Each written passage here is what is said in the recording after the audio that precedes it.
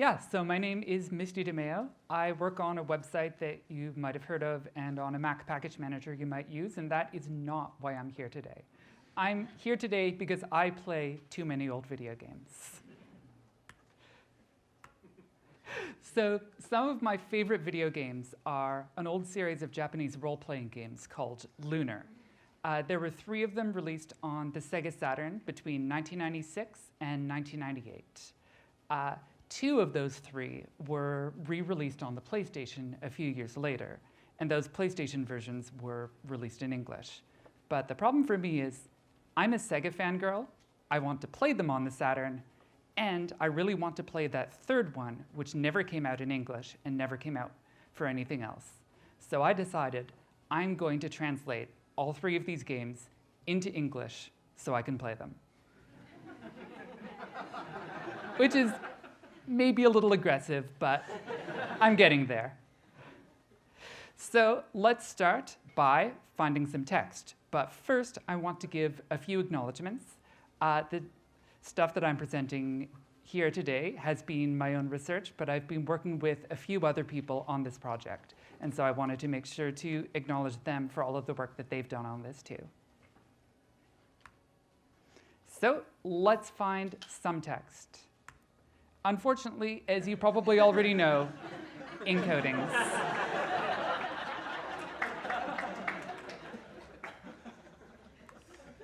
Everything's Unicode, right?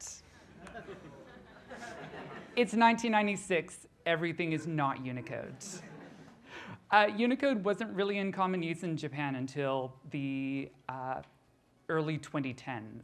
So we are not looking at Unicode here. We're looking at a few different things. So there are 2 common encodings that we could be looking at here. Shift-JIS and EUCJP are the most common ones. Shift-JIS is used on DOS, Windows, and Mac. EUCJP is used on Windows systems. There's also a 3rd one called JISX0201. Those first 2 encodings are multiple bytes, like Unicode is, which means that a single character can be 1 byte or 2 bytes. JISX0201 is only a single byte, but that means it can't represent all of the characters used in Japanese. Day-to-day Japanese has several thousand characters, and JISX0201 can represent up to 256. Also, some people decided to just throw caution to the wind and make up their own encodings, so there's that as well. So my usual approach when I'm looking at something like this is just to take a look at a line of dialogue and divide that down into something small to see if I can find it. This is a screenshot from Magic School Lunar, which was released in 1997. So that first word there, which means something like this year, is 3 characters. And I'm going to take that in Unicode and figure out what it is in the encodings that we're looking at. Right off the bat, I know that it cannot be JISX0201 because it includes characters that don't exist in that encoding. So pretty good guess, it's not going to be that. Shift-JIS and EUCJP, in each of those, it's going to be 6 bytes. Those bytes are completely different from each other. So to search for it, I use a special version of grep called bgrep, or binary grep. It lets you specify hex data to search for instead of text, and then it lets you find those inside of files. So if we're lucky, we might find a hit for one of these. And luckily this time, we did.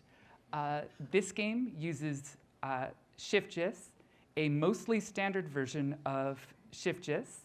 So the bit I've selected there is the word that we picked out. If you read Shift-JIS in hex, which I'm hoping you don't, the rest of this that follows is actually the rest of that dialog box.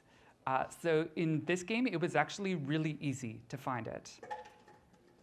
And the game also happened to contain an uppercase English font as a part of this, so we can try replacing some text just to see what happens. Now, I said it was almost Shift-JIS. They decided to simplify things by deciding it's no longer a variable width encoding, it's always 2 bytes. And luckily, every character that exists in the 1-byte region of ShiftGIS also has a version of itself which exists in the 2-byte region. So you don't actually lose the ability to represent any particular characters by saying you're not going to use 1 byte. This makes the text rendering routine a little bit easier. It means that instead of having to read one character and then figure out if you have to read another byte to get the rest of the character, you can always read 2 bytes as a part of your text rendering loop every time. So that one was actually pretty easy. Let's try something just a little bit harder. So this is from one of the other games called Lunar's Silver Star Story. It was released in 1996. So the first word here is Aresu, or Alex, which is the main character's name. This word can actually be represented in all 3 of the encodings that we're looking at here. But if we look at the rest of this dialogue, we can see that it actually does contain some characters that aren't in JISX 0201. So let's rule that out again and say that it's probably going to be ShiftJIS or EUCJP. And let's try binary grepping for it. And we get nothing. No hits. So now we have to try and find something a little bit harder here.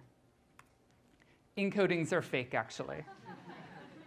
At this point, we could either be looking at compressed text, or we could be looking at a custom encoding of some kind. Because I don't hate my life, I'm going to assume it's a custom encoding and not compression, because that's easier to figure out. So let's take a look at the font. This game uses a 16 by 16 font, which means every letter in the game's font is 16 pixels by 16 pixels with 4 colors. And so we've got here a grid showing the first few dozen characters in this font.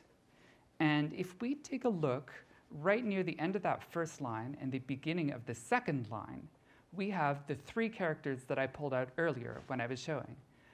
In order, Aresu.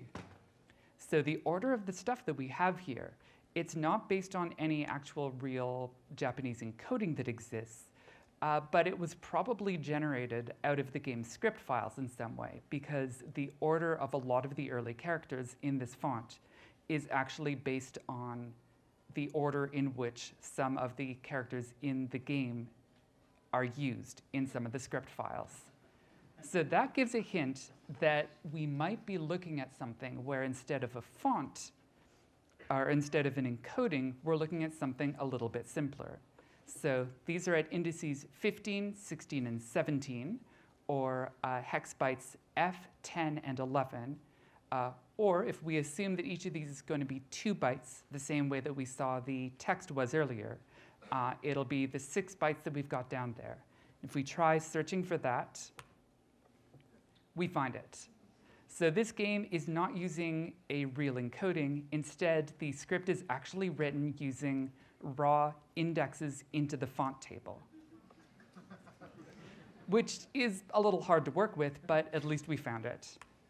So again, I tried replacing some of the text in it with other things I found in the font, just as an experiment, picking random indexes in the game's font and seeing, does the index of that font show up if I replace that letter here?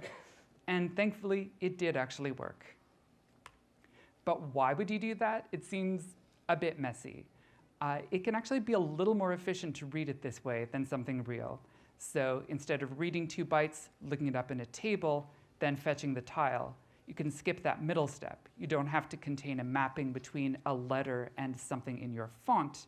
You just have a direct one-to-one mapping. And since a lot of times back then, people were trying to optimize every single instruction they possibly could out of a pretty slow CPU, it might actually have felt worthwhile to eliminate one lookup for every character. So thank you. Thanks for listening to me blather about weird old video games. This is my Twitter and my GitHub. I talk about old weird games on my Twitter, and the tools that I've written for this project are on my GitHub. And if you come chat with me afterwards, I will talk to you about old video games. This is a promise.